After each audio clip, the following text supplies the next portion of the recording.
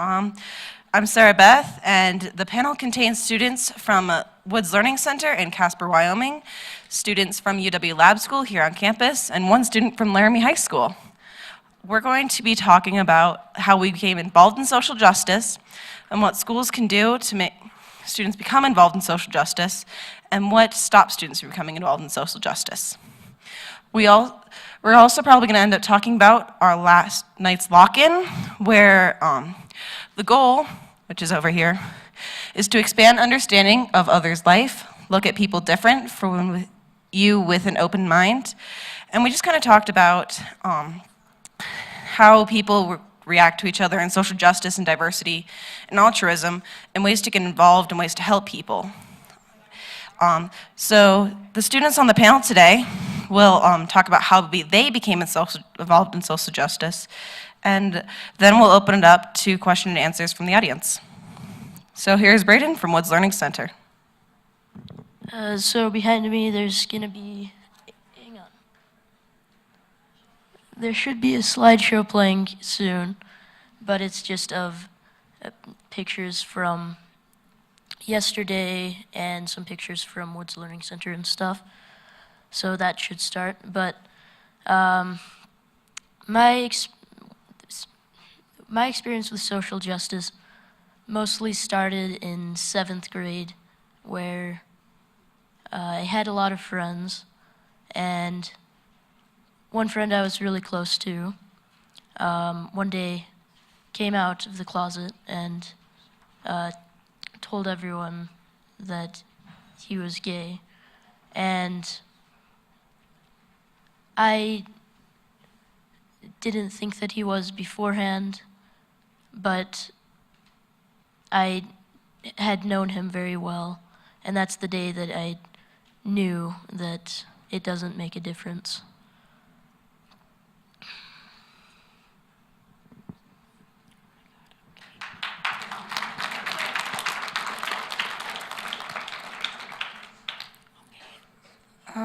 Okay, so I started working with social justice in 6th grade. I worked on something, and it's called FOA, Force of Altruism. At first, it was kind of small and not much was happening. Then later, we started helping with the soup kitchen and having a taco sale every Tuesday, and then we started to get bigger.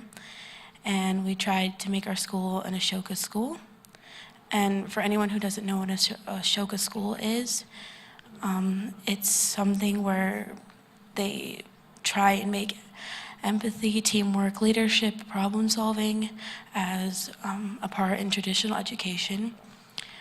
There was a lot of work we had to do to get it, and we did. And now we're in Ashoka school.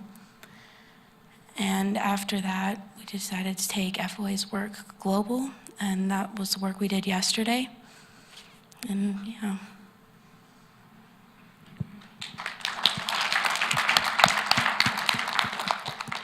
Okay, so I'm Liam from the UW Lab School, and I I kind of always had a background in social justice. My mom always wanted to help make a difference and impact people's lives, but it really kind of started when I went to UW Lab School and in 7th grade I joined a Friday elective called FOA, Force of Altruism. And we kind of were just small, had taco sales, earned money to donate to soup kitchen, volunteered at the soup kitchen, and just kind of did small things like that to help our community. And then one year we decided to do a pie party for peace to try and raise a bunch of money. We didn't know the cause at first, but then we decided, it started as a joke, but we decided to really make it happen, and we made a bunch of pies and had games like a carnival, a little mini carnival. We raised, I think it was around $1,000 that year, and we donated it to make a well in Africa. So then we kind of decided to do it the year after, and then we did it this year too. And so we kind of just took FOA globally and wanted to make an impact on people's lives and make a difference and help out. And so now we kind of just talk about what all we want to do. And the school kind of really helped us to push outside of our comfort box and to make that difference.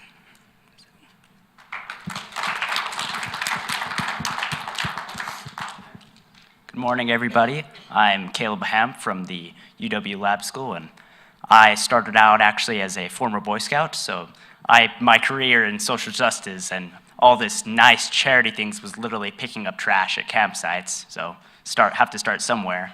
Then, of course, we moved to Wyoming, and eventually this elective popped up, force of altruism. What is altruism? This crazy term, helping people at the cost of your own? Well, I thought it sounded interesting. I wanted to help people, so I joined, and now I'm here with all these great people around me.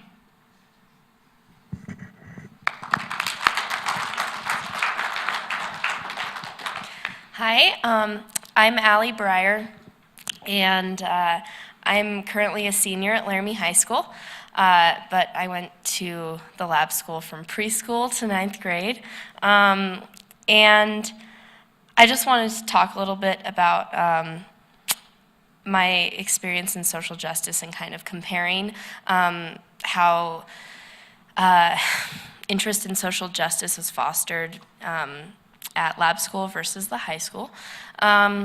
So I was actually one of the original members of FOA, and so it's super cool to see that, you know, they've put on a lock-in.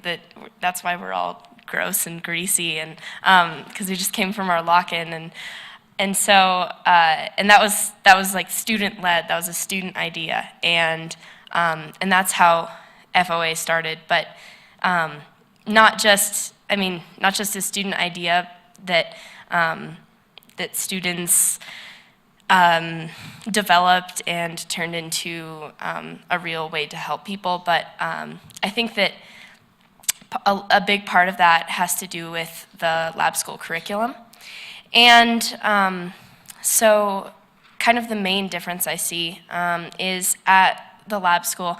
I saw a presentation yesterday with a couple of the teachers who were talking about the Taxi for Ferdinand project, and one of the main things that they were talking about was that this isn't just like, oh, we're great and we're helping people in Africa, but it's also a huge part of the curriculum. So, you know, Mr. Panel was talking about how they integrated it into their economics unit, and you know, into their social studies units, and I think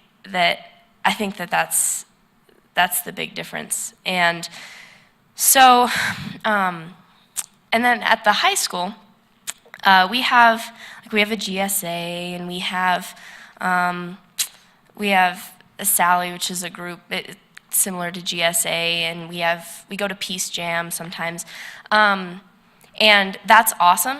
And there is a small group of super dedicated students, of which sometimes I am part, and that's super cool. So like, I totally commend them for that.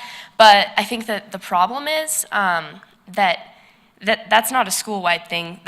And even though I think that, like with a program, Rachel's Challenge, an anti-bullying program we brought to the high school last year, I think that was an awesome attempt at like getting the whole school involved. But also, I think that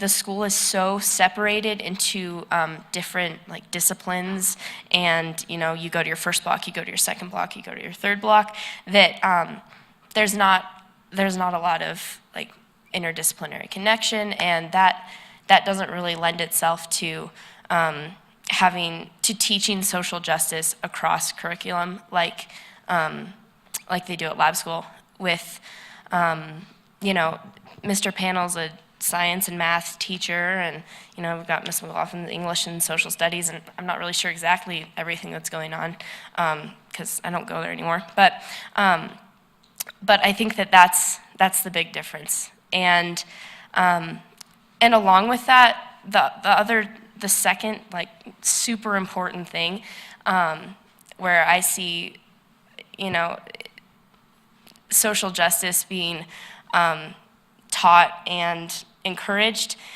is in just the encouragement of like students that, you know, somebody said if you're like, oh, we're just a bunch of middle schoolers. I'm not a middle schooler, but just a bunch of middle schoolers. But like, I think it's super sad that like our society has that view of like they're just a bunch of middle schoolers, because they're not just a bunch of middle schoolers. And just like you can expect huge things out of middle schoolers, like they can read books and write papers and do math.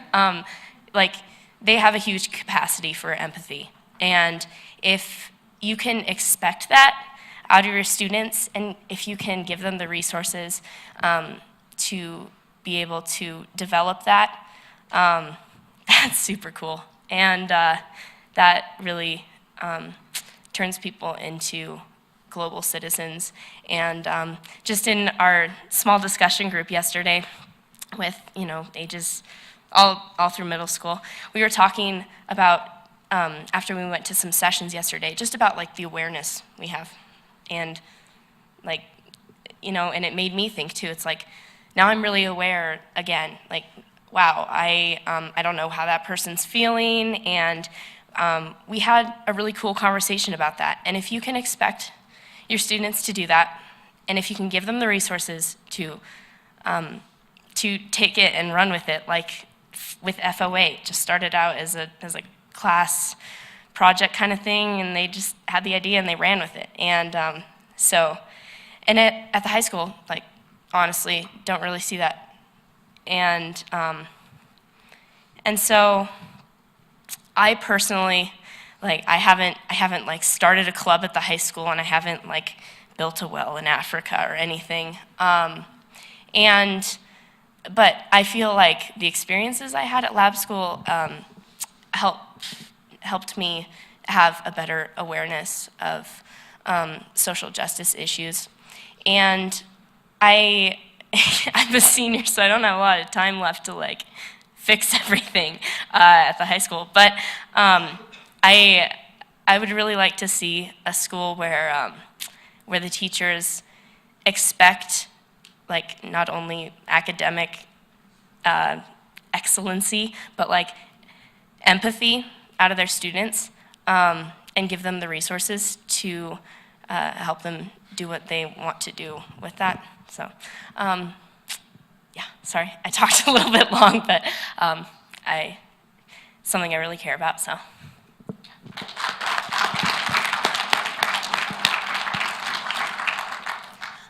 Hi, I'm Izzy, and I had my first experience with social justice at a really young age. So growing up, well, my mom is white and my dad is black, so I should probably start there. And so growing up, my dad was never really around, so I always considered myself white, always being around my mom and her that side of the family. So I always considered myself white. And when I got into 3rd grade, I was going to a Catholic school, and we were doing some activity, and at some point I ended up telling the class that I was white. I didn't consider myself black, even though the color of my skin. And after that class, my teacher pulled me aside and told me, you can't tell people you're white, your skin color is black, so you're black. And ever since then, I always felt, I don't know, I just felt like I was so angered by that it just made me want to stand up for people that wouldn't stand up for something like that, because there's a lot of people that get mistreated because maybe they don't want to, maybe they are biracial and they don't want to consider themselves the color that their skin is, because maybe that's not how they grew up, or maybe it's a cultural thing to them. And so when I came to lab school, I realized that I had a voice and that I could stand up for things like that, and I could stand up for people that have to deal with things like that. And so it made me just realize that it was crazy, and that people should be able to be who they want, and they shouldn't be judged by the color of their skin or who they want to say that they are. And lab school really helped me understand that and realize that everybody should have an equal voice in society and be able to get what they want out of their lives and be happy.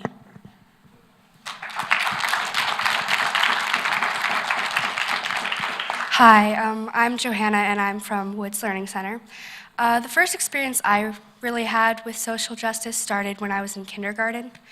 I am currently an 8th grader at Woods, and I have gone there since kindergarten. And ever since I was little, I remember every year we would study on a new topic, a new area to study, so we could learn about their culture, And so I think that was really an interesting thing, especially in 4th and 5th grade when I started getting a little older. We started talking more about Native Americans and how cruel we were to them and how we pushed them off our land. And that was really when I started getting interested in social justice. The next thing that I did with social justice was in last year we did a Model UN where we got to pick a country and a committee with an issue where we would have to figure out a way to solve it. This really did broaden a lot of ideas for us because I had no idea some of the horrible things that people were doing to each other and all the injustice that was happening in the world.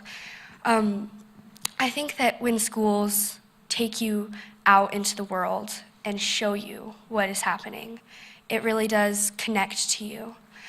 Woods does an annual Have a Heart Day where we give back to the community. We do services such as feeding the homeless at the homeless shelter. We help pack bags for people that need food over the weekend. And I think this really helps because we can go and see what we're doing for these people. And especially with the homeless shelter, we're giving it to these people that need help. And so I think that it really does help when your teachers take you out in the world and show you what is happening.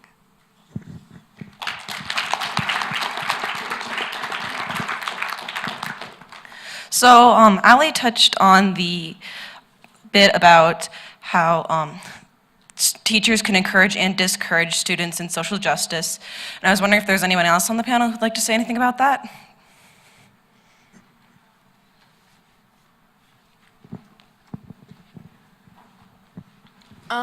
So at lab school, I have a really good teacher, and her name is Miss McLaughlin.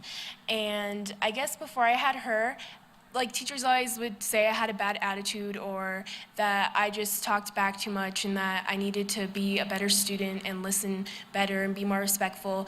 And then I got Miss McLaughlin and I realized that maybe I didn't have an attitude, maybe I just wanted to stand up for what I believed in. Maybe I just didn't want to listen to people telling me that what I thought was wrong. And when I got into Miss McLaughlin's class, I just really realized that I can have my own opinion, and standing up for what I believe in is just something that Miss McLaughlin has really enforced on me and something that I really appreciate because I feel like it's a good skill to have when you get out into the world because too many people try and take your opinion away from you and try to enforce their beliefs on you. So I really appreciate Miss McLaughlin for that reason.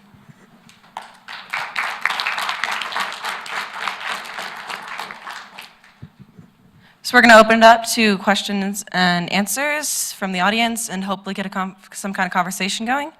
So does anyone have questions? And if you do have questions, we'll ask you to speak into the microphone so our online viewers can hear your question.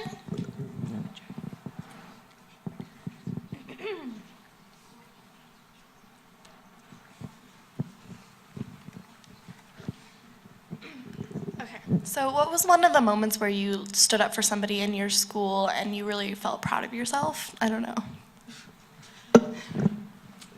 So in health class last year, my health teacher said something that about, we were talking about bullying, and I think I talked to you about this, and she said something about you can join GSA if you've made that life choice. And I said, what life choice? Being gay?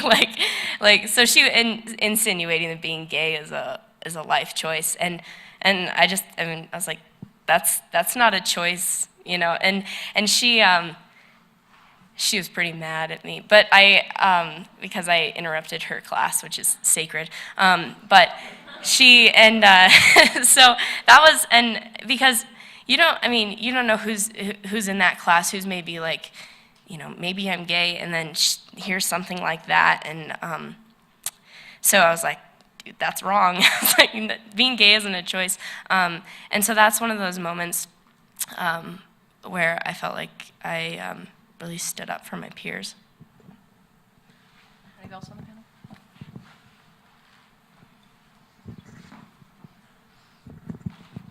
So one day in social studies, I think we were talking about gay marriage, and I think the teacher had expressed that she didn't fully agree with it. So me and a couple of classmates had some arguments against that. And I remember my friend Jonathan saying, what if one day I wake up and decide that I'm gay and yeah.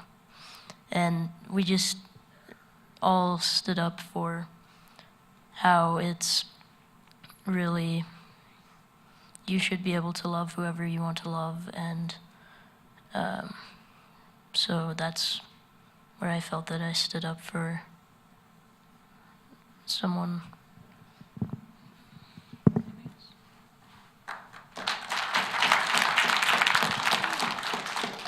Any more questions from the audience?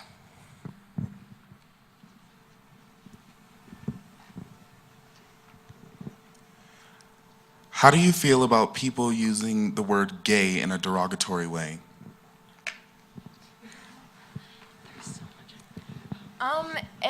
It makes me really mad because that's like, I don't know, I feel like, I don't think you can use that word against people. I mean, it's not something that you should be, I don't think that's a word that you should be able to use against someone because you don't like them or something like that. That's like, I feel like that's using someone's, almost like using someone's race against them. Like, it's just not fair. It's not like that person, I don't know, it makes me so mad. I can't even put it into words, and it just, I don't know, it just really irritates me a lot.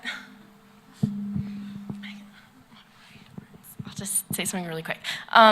So we've done a lot of work actually at Laramie High School with not only not using the word gay in a derogatory manner, but also not using the R word, retard, to insult people, because it's a huge insult to the handicapped community. And so that's something actually at Laramie High School, Ree and Jen and a lot of the kids from like GSA and Rachel's Challenge have done. And whenever I see something like that, it's like, boom. And I think we're really good about that at our school, actually. So that's a credit to Laramie High School.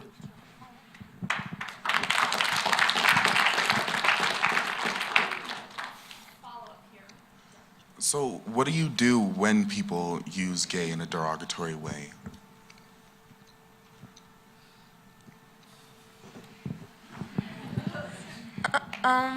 Well, I don't want to freak out on them, but it's really hard not to. But I try and like talk to them and make them understand that, like, how would you like if someone came up to you and just started using something about you against you, or used a word against you, you know, like, it's really hard. Sometimes I can get really mad about it, but I try and stay calm and try and talk it out with the person. And maybe they don't realize it at the time how offending it can be to use words like that against people, but I don't know, I try and talk it out to them as well as I can and open their mind to how offending it can be to people, because I feel like sometimes you use words against people and you don't realize how much you can hurt them and how much it can impact them.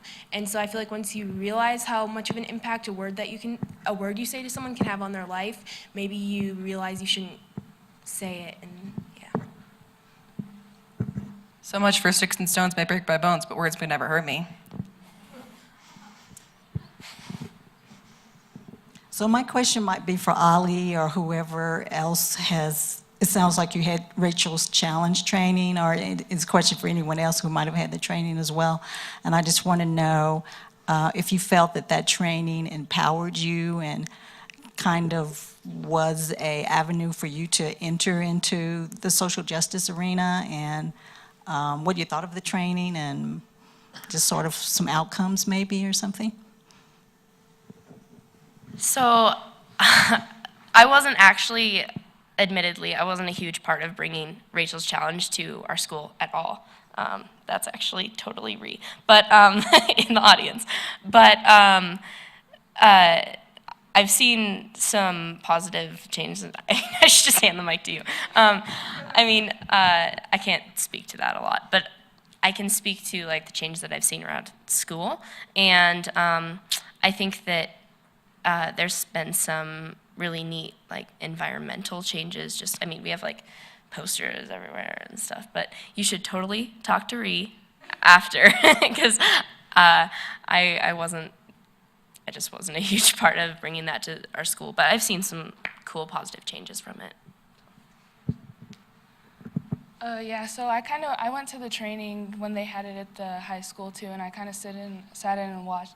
And a couple people from FOA were in that too. And after watching all that, we had like great ideas. We wanted to do like things that like they had chains, like paper chains, and we really wanted to try that. And we had great ideas to hang posters everywhere and put up like a website. We wanted to do so much with it afterwards, and we tried so hard to. Like, it just kind of opened a new window for a lot of us at school and everywhere. So it kind of just gave us, the school that bring it in and everybody who bring it in, gave us another window to look through and just a lot more to do. So, yeah.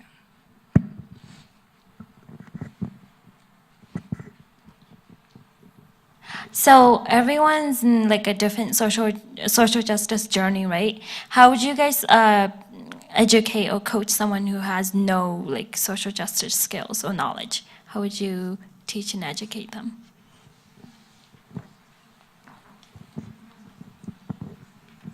I personally would just tell them that no physical characteristics should make a difference in the way that you judge somebody, or their sexual preference, or anything like that. The only thing that you should judge someone by, if you do, is their attitude or their mindset.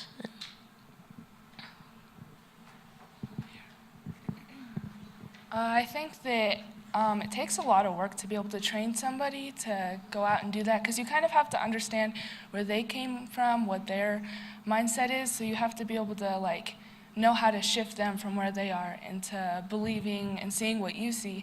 So it takes a lot to understand and a lot of work, and so you have to understand them and what they're going through first. So I think that's a big thing, to be a social change person, an activist. I hope my teacher realizes how much. Well, I would say at lab school we do really good at helping people get involved in social justice, because we have FOA open to anybody. And so I feel like when I first joined it, I didn't really realize that I had situations that had to do with social justice. And then we started volunteering and doing things that were really like selfless, and we didn't expect things in return for the volunteering that we did. And we started raising money for people and just causes that we believed that needed it and stuff. And I feel like even if you don't have very much experience with social justice, once you get involved in a group like FOA, it's really hard to not like it, because you realize the impact that you make on people's lives, and it's just it's so great to see someone happy, and to realize that you did it with the hard work or the donations that you got. And so I feel like once you really get into a group like FOA, it's hard to not like it, and it's hard to not perform well, and to not like to see the outcome when people are happy and when people have meals. And yeah. I just wanted to add that when you're teaching social justice, I think it's really important, like I said earlier, not to just teach it in the classroom, to go out and let them connect to people that are in these situations and see what kind of things are going on. And we were talking about this last night, but how we need to, when you're teaching it, you need to teach everything, and teach not only but just teach the facts, and not have to get into political stuff and your opinions, but just teach what's there and teach them everything that's out there, and take them out and show them what's going on. And I just want to add like one really short thing, that one of the most important things you can do is like expect empathy out of your students, that they have it in them.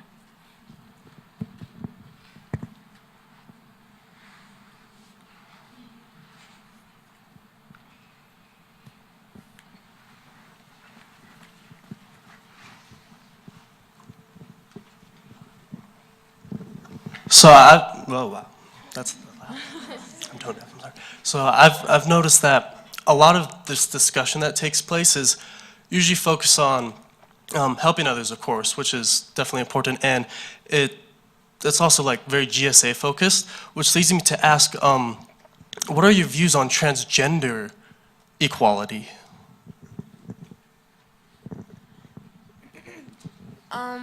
Well, I feel like in our group in FOA, we all kind of, I don't know, we don't really go over topics like that very often. I feel like we should become more open to things like that maybe. But I wouldn't say that any of us are very judgmental to things like that. It's just like, I don't know, it's something that I feel like you have to be open to it. I don't think you can judge someone based on who they love or how they want to live their lives. If it makes them happy, then you should be happy for them. And I feel like our group is really good at not judging people based on their looks or based on how they feel about one another. And so that makes me really happy about FOA. And so I would say that, you know, whatever your preference is, it's all right. We're not going to judge you about it, and we're not a judgmental group of kids. That's what I really like about the lab school.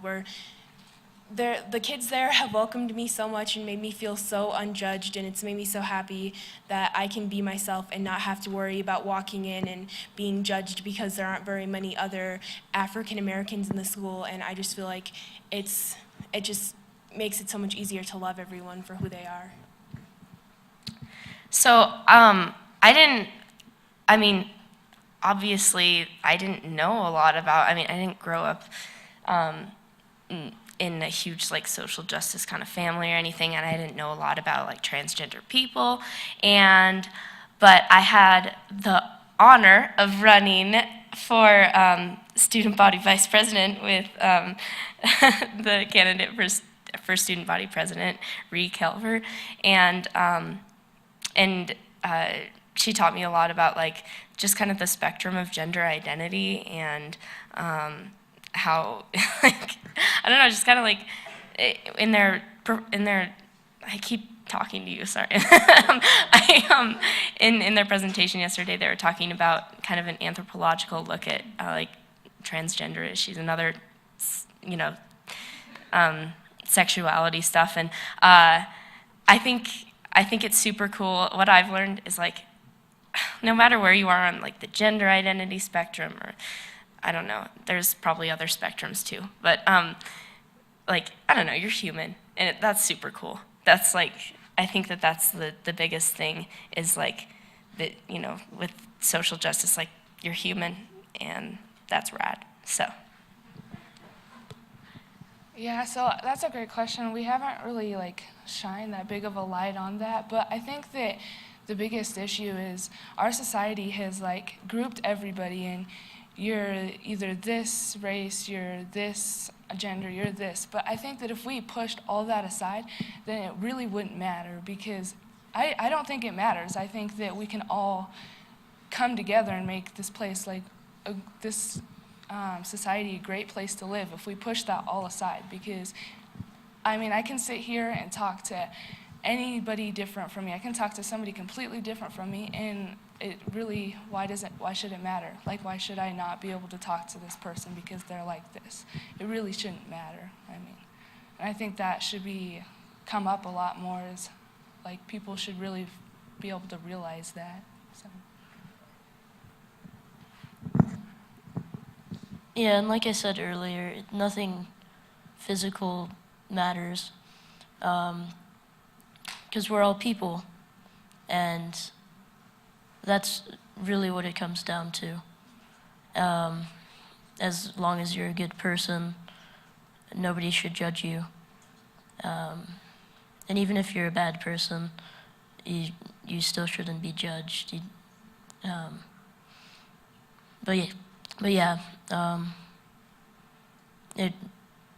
No physical characteristics should matter.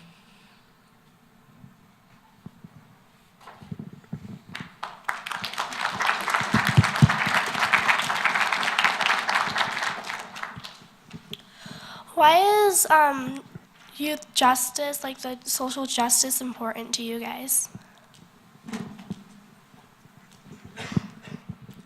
Okay, so at the lab school, having social justice is like, it's not just social justice, it's like having the group of FOA to give me a voice in the community, in the world, just to give me a voice to make a difference. I think it's not just like social justice, I think it's giving us the chance to have a voice in our schools and not to like take that away from us, because we should have a say and just like be able to have an impact. So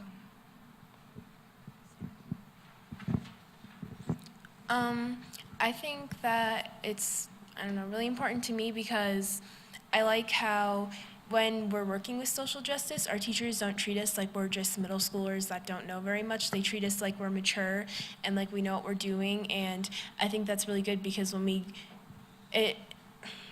there's a certain age when you just have to realize that the world isn't always going to be a perfect place. And working with social justice, I don't know, it kind of takes that, it takes that hopeless romantic view out of everything. It makes you realize that the world isn't always going to be a perfect place and that there's a lot of harsh and bad things that happen. And there's so many people that are sheltered from all of that and they don't realize that until they get out into the world and it just hits them.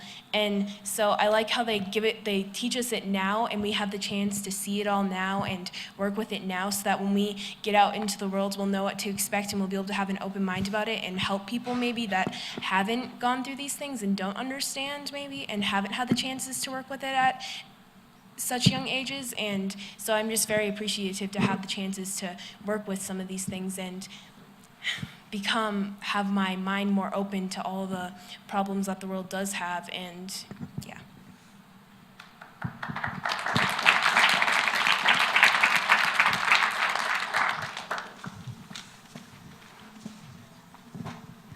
Her hand was up first, I'll come to you next. If you could describe people in one word, what would it be? We should just go down the line on this one. Everyone should answer.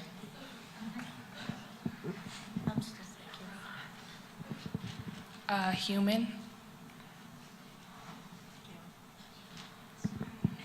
Mine was going to be human.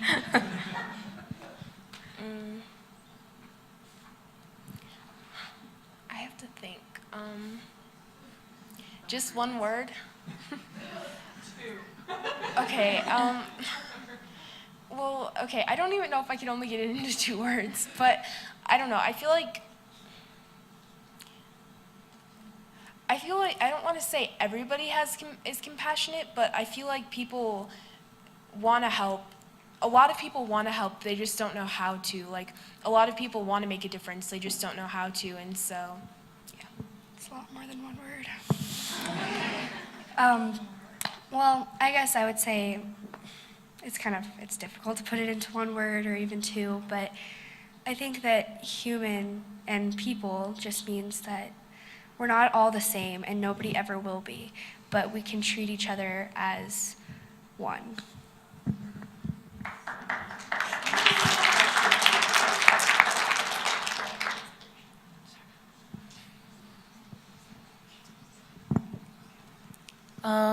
Yeah, I definitely have to agree with that.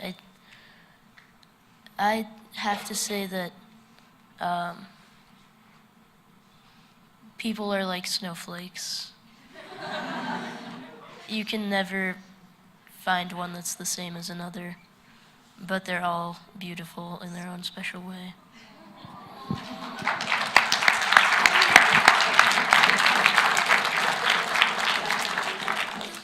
So I have to just add that yesterday Io Tillette Wright said, "We're all exactly the same, completely different."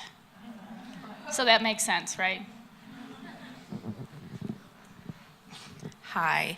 So I'm almost 23, and when I go home from being away at school for however long, and I try to have conversations about social justice issues with my family, even though this is a thing I've been doing my whole time I've been in college, there's still a lot of pushback to some things I want to talk about because it's hard for them. Have y'all had any of those same experiences, and if you have, how do you handle it? Well, I will say that everyone's different. They all have their own opinions in life, and they think of different things in their own way, and that's just human. Nobody's gonna, I mean, some people do have the same opinions, some people think differently, but I know in my family when you're a lot older and you grew up in a world where none of this was acceptable, and like your grandparents, that none of this was acceptable for them when they were younger. But us growing up in this world, there's so many people and that we're accepting in this world, and I think that no matter what, you should keep to your belief, because even if your parents don't agree with you, they are going to have their own opinion, and just stick to what you think. Okay, so in the end, it really matters that, all that really matters is that you followed what you believed and that you made yourself happy. But I guess I kind of had the same situation growing up, because I would talk back to my teachers a lot, and my mom would always freak out at me and tell me, like, you need to stop talking back. Like, your teachers are teaching you what you need to know, and you can't disagree with them. They know more than you. And then I had my aunt, which I live with right now, and she's kind of like a spitfire. I guess I kind of got my attitude from her in a way. And I guess I kind of realized that I needed to stand up for people even when they wanted me to be quiet. Okay, so we were at the YMCA one time, and there was like this older guy and his wife, and they looked really wealthy. They had nice clothes, and they were watching these kids swim, and all of a sudden the guy is like, oh, look at that fat kid trying to climb up there and swim. And my aunt got so mad, she walked over there and told him, excuse me, sir, if you're going to judge him, okay, I need to start over.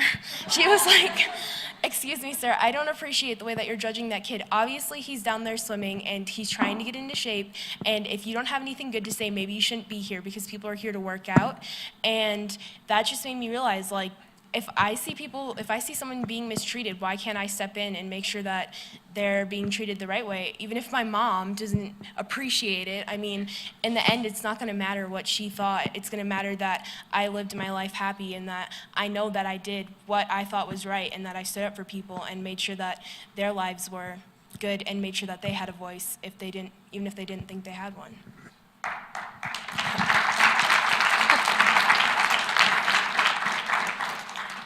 So I've had a lot of like hard conversations with people about women's rights and that kind of thing, all the time. It's like daily. I don't know, but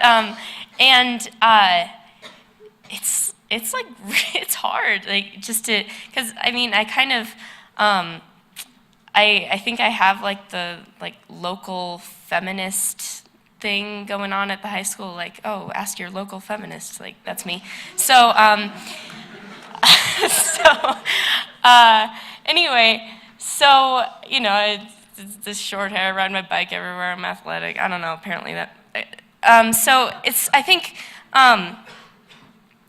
that something that, like, you know, like they were saying, you can't change everyone's minds, but, you know, I'm just gonna keep doing what I'm doing, so, and I think that a big part of it is just, like, living it, like, you know, I'm doing this the way that I'm doing this because I really don't need that social construct, or like, you know, and so it's just like living it out, like this is what I believe, and I am totally showing it right now. I'm not just saying it, like, you know, and I'm not gonna just like acquiesce to, you know, what, you know, I'm not gonna just compromise. Like, I truly believe that that the wage gap is wrong, and so I went out and I campaigned for candidates who wanted to change that in Wyoming. Like, so if you know, just, if you're just like adamant, and you're like, I'm going to show you every freaking day, this is what I believe, you know, eventually, maybe, and if not, but.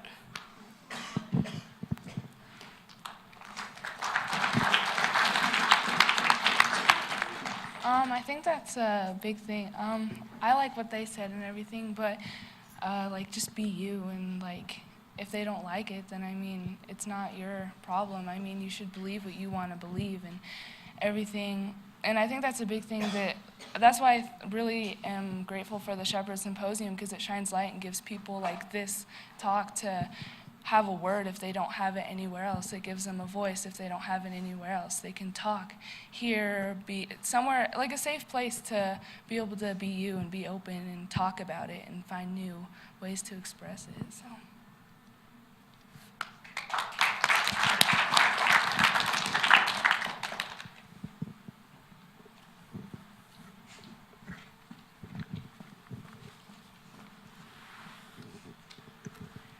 Thank you for coming. I was wondering, you've talked about several experiences where you haven't been impressed by your teachers' responses to social justice situations. I was wondering if there were any times where you were impressed by the way they handled something.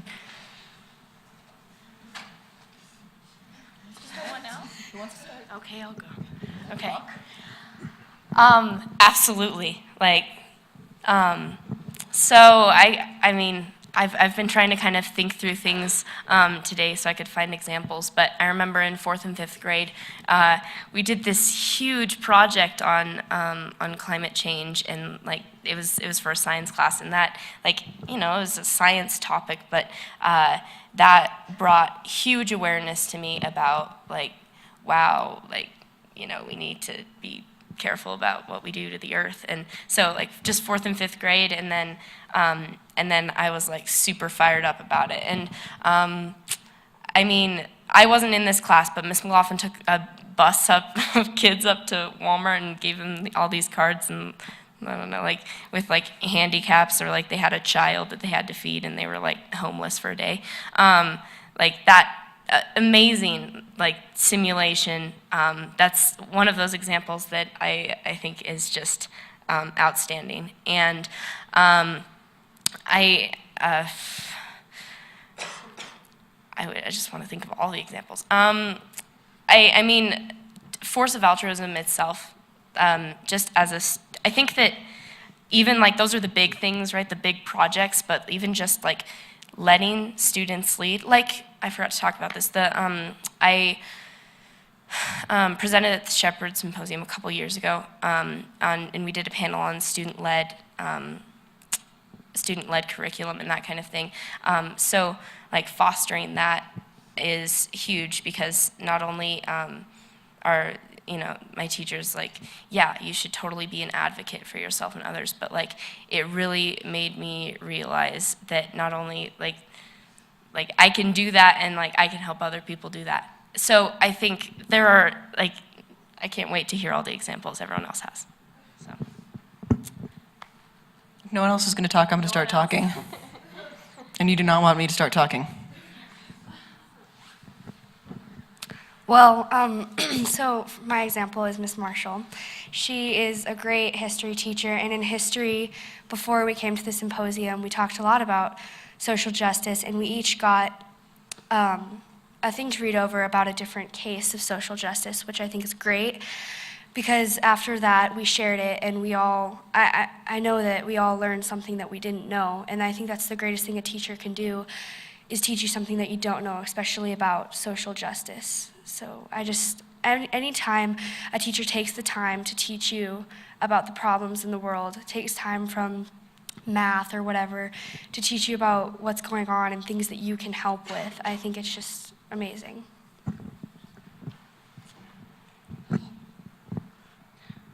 Yeah, so my English teacher, Miss McLaughlin again, I think it's really great that this week was really busy with how we were doing Pie Party and how we're having this discussion now. She was really caught up in getting all that done, and so she had our English class, she just decided to let us she wrote down a list of what was happening this week at the Shepard Symposium and everything else, and she let us sign up for what we wanted to go, who we wanted to go to speaking. So she got us really tied into the Shepard Symposium to go and see all this change, and just to push us to go and get active in it. So I think that was really helpful and got a lot of people thinking a little more about it, and got more people that wouldn't maybe ever go to something like this to go.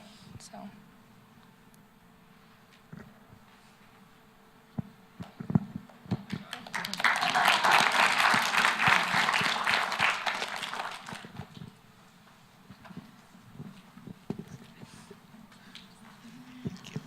Hi, so what advice would you give to someone who is maybe new on their social justice journey or maybe feels like they don't have a place in social justice discussions? Okay, well, first, I would just tell them to be open-minded. Don't judge something just when you see it. And I know everybody says don't judge a book by its cover, but it's true. When you first meet somebody, don't judge them right away. I mean, I know some people where like you could come up and be like, oh, and depict everything about them, but once you get to know them, they're incredible people, you know? So that's what I would say is just keep an open mind at all times.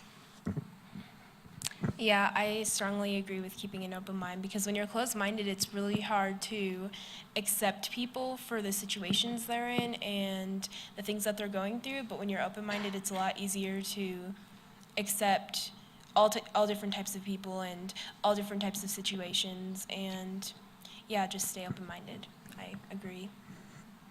I would say don't be afraid to get active in like really small ways, like really small tangible ways.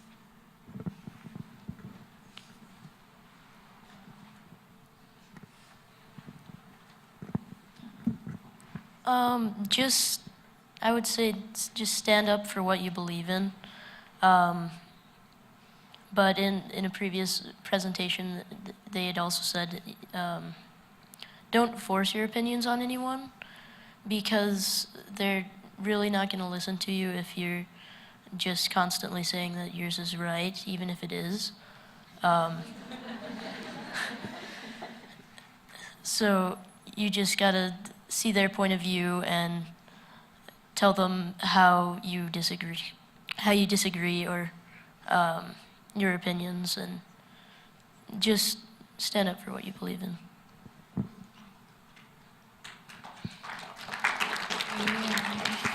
I think what they're saying is really great, to be open-minded and to start small and everything. But like also, I think it would help a lot if you looked for other people around you, like your friends, to like see if they are interested in the same thing and try and like start small with like just going to like soup kitchen or doing small things like that and being open-minded, and then try and push it to go further. Just like push what you believe and try and just like pursue it.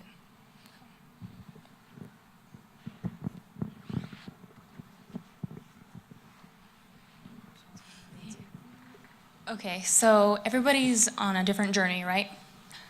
For me, when I first started, I didn't even know what social justice was. The big terms, I didn't know what it was. How would you guys define social justice to a person who doesn't know what it is? Hey, we talked about this last night.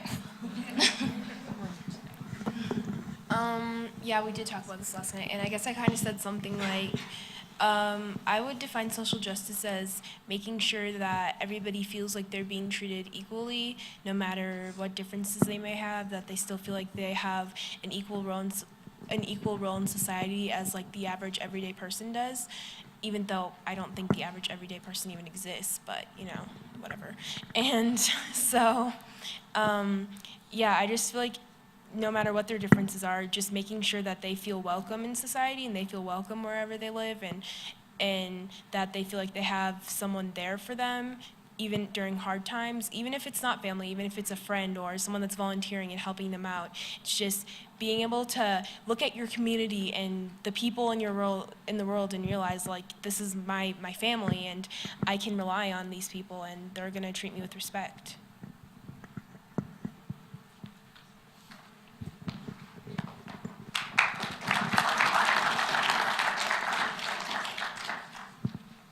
So my definition of social justice is just not to judge someone based on something that they can't change, that they were born with or they grew up to know. Just not judging them based on that.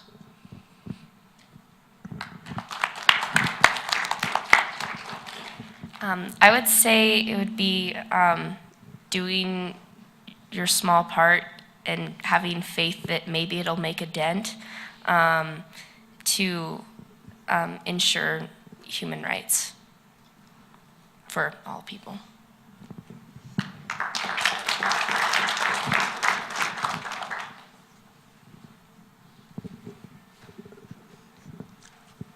So, as some of you mentioned earlier, the world isn't a perfect place, and sometimes bullying, that's the term I'll use, extends beyond name calling and saying mean things, which is mostly what you have covered.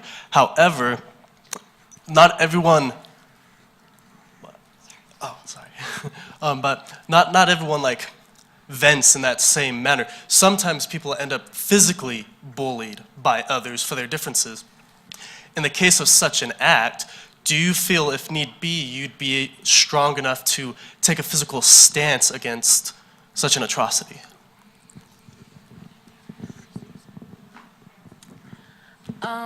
Yeah, I do. I think if I saw someone getting beat up, it would be so hard for me to not do anything.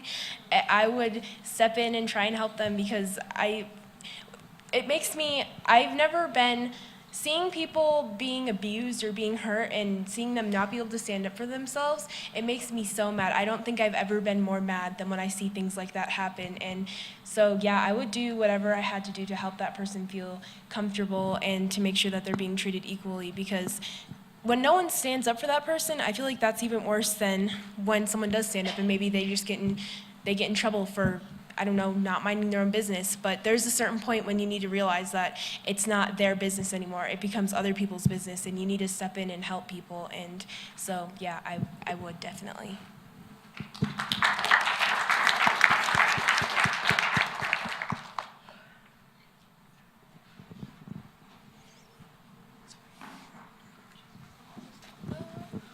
Hi, it's so great to see such dynamical, amazing people in the room. Knowing that we've learned so much from you and from the symposium and all of these experiences, what might be some of your next steps?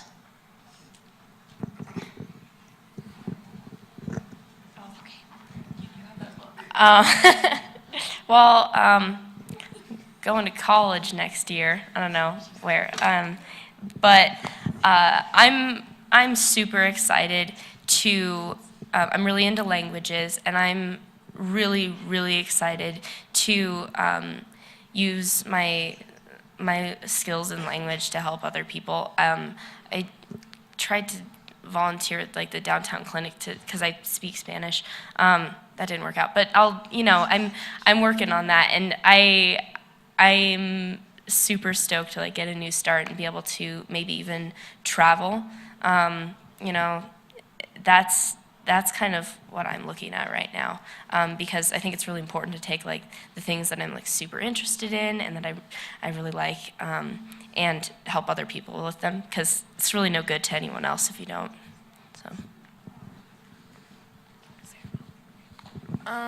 So FOA-wise, I'd really like to open it up to a more broad topic than focusing on like poor and needy people, and maybe focusing on a lot of the issues that we have in the world today, like mistreating people based on who they love and things like that. I think we should focus on that a lot more, because I feel like we don't talk about that enough, and we don't realize how big of a problem it is. And being at the symposium has really made me realize these things and made me realize how real this stuff is. And I guess before I came here, I didn't realize so much of this happened, and so many people were abused for how they felt, or yeah, okay.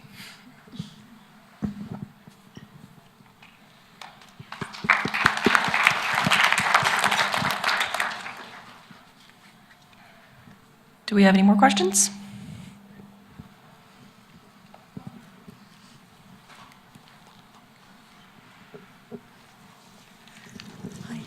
I too am grateful, and I see and hear your wisdom. And I teach at UW, and one of my students is plagued by something that I hope you have an answer to. She's from a minority, and I want to treat her anonymously, but after class last Monday, she said, you know, I'm torn, because in my minority situation, I feel like no matter how well I do at UW, I'll go back and face the same difficult situation in the community I was raised. So she said, you know, I go back and forth between, I have this creative intensity to solve problems, to make life better, to be a dynamite student, but the other part of me says, it won't make any difference. Could you give her help?